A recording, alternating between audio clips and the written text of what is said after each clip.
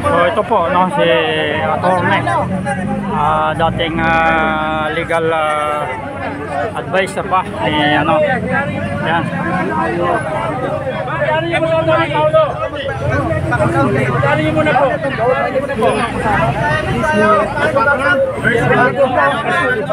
Dito na lagay yung sige.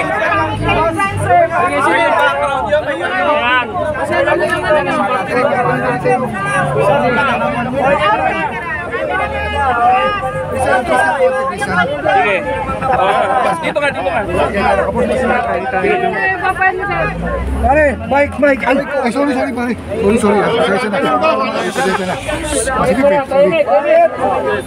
On director question to Mike, Body.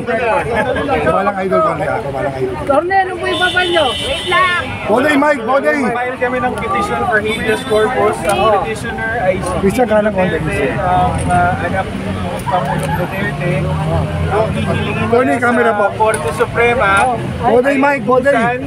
Ang gobyerno na ang pinangalanan namin dito mga respondents, si Executive Secretary Lucas Bersamin, si DOJ Secretary Boying Remulla, si Chief PNP Marbil, at saka si CIDG Director Torre. So, ang hinihiling ni Ms. Duterte is utusan ang gobyerno na ibalik ang Pangulong Duterte, ipakita sa Korte Suprema, ipaliwanag kung bakit bigla na lang dinakip ang Pangulong Duterte na walang warrant of arrest na legal. Tapos madali ang sinakay sa eroplano papuntang The Hague. So naniniwala kami na walang jurisdiction ng ICC dito. So nangangahulugan na hindi pwedeng gamiting basehan yung ICC warrant of arrest para arestuhin, at dalhin si Pangulong Duterte sa ICC.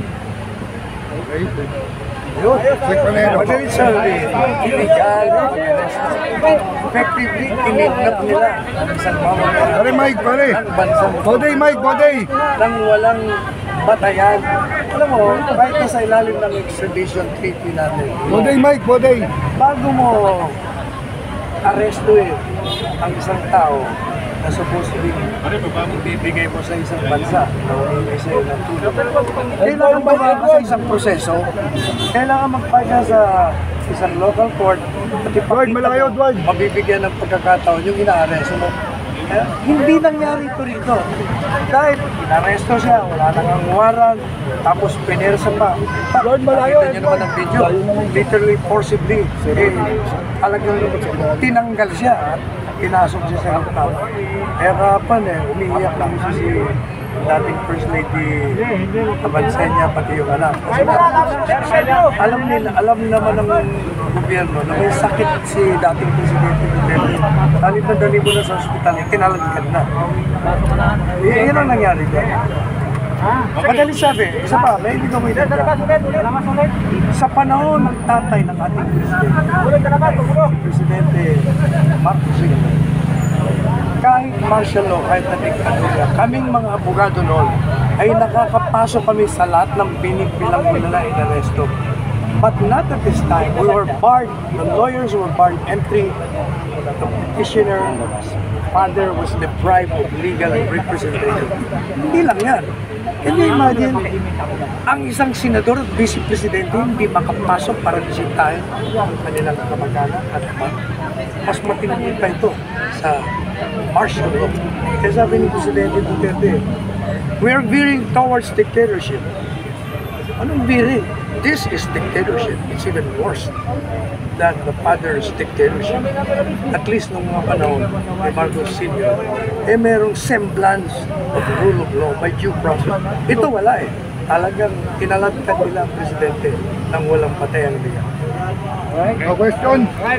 Question. Yan, no? Question. Mga kababayan, at ito yung pahayag. Mike, si Mike. Asan si Mike? Attorney, camera po. Attorney, dito po.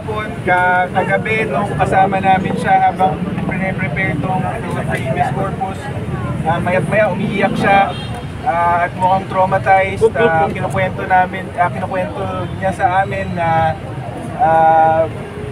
nung una ayaw pa sabihin ni CIDG Director Torre kung saan dadali ng Pangulo. Kaya kabadong-kabado sila kahapon kung anong mangyayari sa Pangulo. At yun nga, traumatized sila sa nangyari. Pero naninindigan siya na sana dinggin ng Korte Suprema ang hiling niya kasi alam nyo sa mga ganitong sitwasyon kung hindi tayo makakahingi ng relief o tulong mula sa Supreme Court, hindi ko po alam kung ano pang sitwasyon ang kailangan mangyari bago himasok ang Supreme Court sa nangyayari sa atin. Personally, alam nyo, yung ginawa ng gobyerno is surrendering Filipino citizens under the jurisdiction of a foreign institution na wala namang authority sa ating bansa. Madaling sabi, sinuko mo yung kasarinan. You surrendered yourself. And under the Constitution, the prime duty of the President and the government is to serve and protection ng ginawa. Sinuko mo nga. That is even a culpable violation of the Constitution. And I dare say that that is an impeachable ground. Kaya lahat ng mga nag-aresto at nag-utos ng pag-arrest ng illegal sa dating Presidente Duterte ay criminally liable. Okay na ba kayo? Mayroon pa? Dito lang pa ba? Yan. Okay na. Yan. Dito sa Dan. Yan. So, yan yung pahayag ng attorney ni Tatay Digong, no? So, kilala ninyo yan, si Attorney Panilo at yung isa, no? Tatanong pa natin kung sino ba ito, no? At yan yung kasalukuyan, no? Ganap dito sa harap ng Supreme Court, no? At ayan, kikita naman ninyo yung trabaho natin na mga vlogger at kasama natin mga mainstream media, no? At yan, ay isang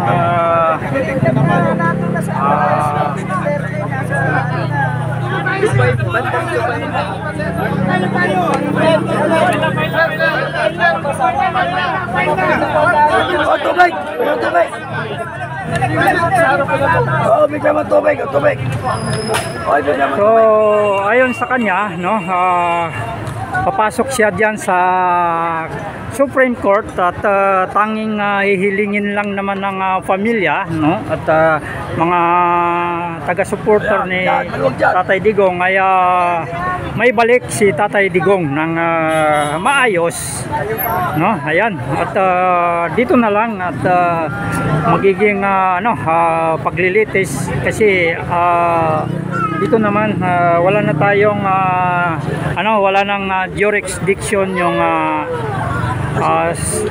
yung ICC sa ating bansa at kumalas na tayo 2018 pa, no, ayon sa natin, no, ayan, hindi na tayo lumapit, no, dahil kanila pagdating niya, no, ay takbuhan yung mga kasama nating diyan, mga vlogger at mga media, pero napakaswerte natin at dito lumapit sa ating kinalalagyan si attorney, no.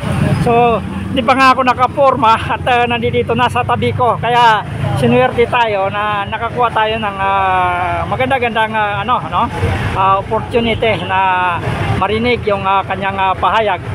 So yan po, no, yan ang kasalukuyan na mga ganap dito sa harap ng Supreme Court, no. Yan yung mga kasama natin, no. Yan. So yan yung kasalukuyan na mga ganap dito sa harap ng Supreme Court, no? At mamaya-maya siguro pag nakapasok sila diyan sa Supreme Court at makakahingi tayo, no? Maririnig natin kung anong makukuha nilang mga ano, no?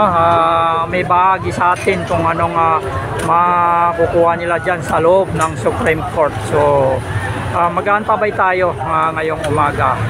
Ayan, no? At hirapan tayo makipagsiksikan, no? Talagang ganito yung buhay vlogger na, no? At kasama na tayo sa buhay mga mainstream media, makipagsiksikan. So hindi tayo naka-live, no? So sila naka-live. So maya-maya magla-live tayo, no?